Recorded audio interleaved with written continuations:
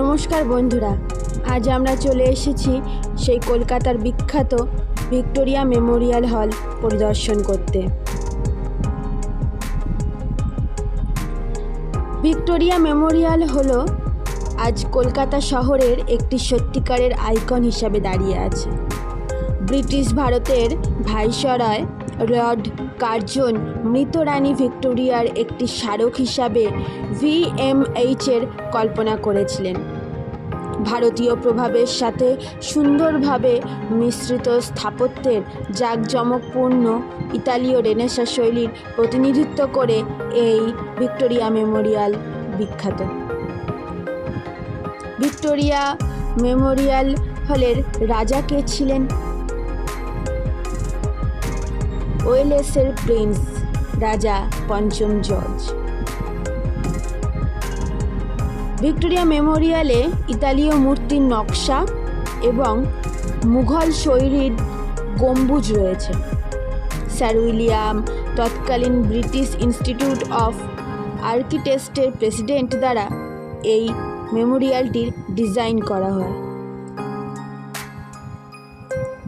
স্থাপত্যগতভাবে এটি সমসাময়িক ব্রিটিশ নাগরিক ক্লাসিকবাদকে প্রতিফলিত করে বলে মনে করা হয়, তবে ইচ্ছাকৃতভাবে পূর্বের উল্লেখও রয়েছে।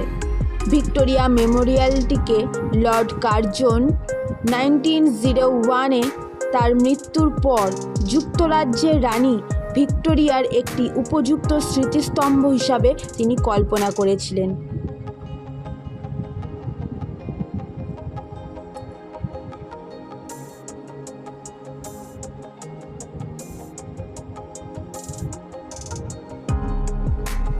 তিনি ভারতের অভ্যন্তরে থেকে এই প্রকল্পের জন্য তহবিল সংগঠিত করেছিলেন এবং সেই সময়ের অন্যতম প্রধান ব্রিটিশ স্থপতি উইলিয়াম এমারসনকে কমিশন দিয়েছিলেন। শহরের কেন্দ্রের জন্য ভবনটি ডিজাইন করুন, যা ব্রিটিশ ভারতের রাজধানী ছিল। 1906-এ ভিত্তিপ্রস্তর স্থাপন করা হয়।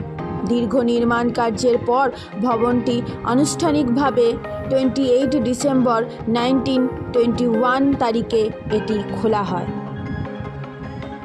ভবনটি নির্মাণের জন্য ব্যবহৃত মার্বেলটি রাজস্থানের একই মাকরানা কোয়ারি থেকে এসেছে, যা তাজমহল নির্মাণের জন্য ব্যবহৃত হয়েছিল, এবং কোণার গম্বুজগুলি ক্ষীণভাবে মুঘল শৈলীর। একটি ব্রোঞ্জ মূর্তি দ্বারা মুকুট পরানো হয়, যা 16 ফুট উচ্চতা। যদিও সত্যিকারের আবহাওয়ার ভেন নয়, বাতাস যথেষ্ট শক্তিশালী হলে এটি ঘোরে।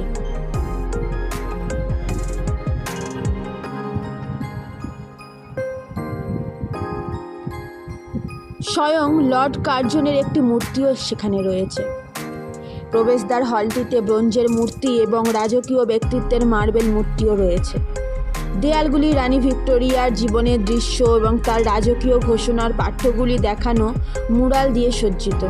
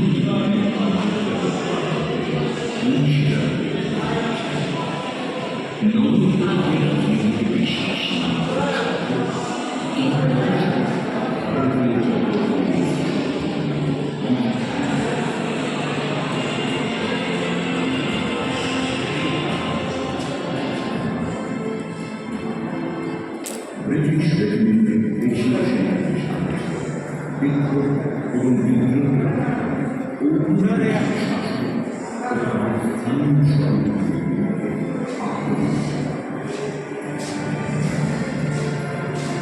মুখ্যমন্ত্রী কৃষ্ণচন্দ্র গদর আন্দোলন, আগামী কেন্দ্রের পতন এবং 1946 সালের তার চূড়ান্ত স্বাধীনতা।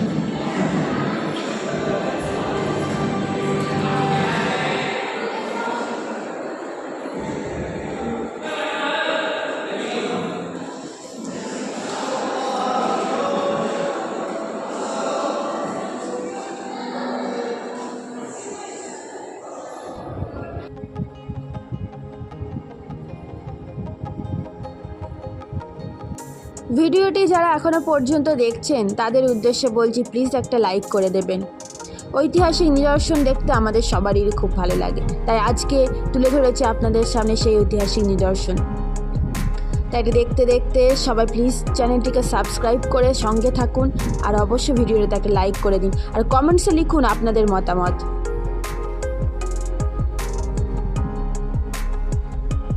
এবার চলুন আবারও দেখে নেওয়া যাক ভেতরের কিছু নিদর্শন। এবার আসি আন্দামান দ্বীপপুঞ্জের সেই সেলুলার জেল। দেখুন এখানে কত সুন্দরভাবে সবটা পরিষ্কারভাবে লেখা আছে। এই হলো সেই জেলের কিছু প্রতিচ্ছবি।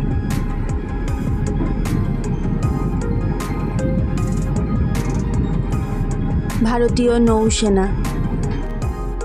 এই হলো সেই ছাপাখানা। জোহান গুটেনবার্গ জার্মানি স্ট্রাসবার্গে প্রথম পরিচিত ছাপাখানা তৈরি করেন। জোহান ছিলেন একজন ব্যবসায়ীর ছেলে, যিনি পাথর পালিশ করার শিল্প শিখেছিলেন এবং সীসার কাঁচ তৈরি করার দক্ষতা অর্জন করেছিলেন। এই জ্ঞানের ওপর ভর করে তিনি তার উদ্ভাবন ডিজাইন করার জন্য বিদ্যমান প্রযুক্তিকে অভিযোজিত করেছিলেন। প্রচলিত আছে ভারতবর্ষের মাটিতে প্রথম কামান ব্যবহার করেছিলেন বাবর। ভিডিওটা ভালো লাগলে অবশ্যই লাইক, শেয়ার অ্যান্ড সাবস্ক্রাইব করে দেবেন। আজ এই পর্যন্তই, দেখা হবে অন্য কোনো দিন অন্য কোনো ভিডিওতে। সবাই ভালো থাকবেন, সুস্থ থাকবেন।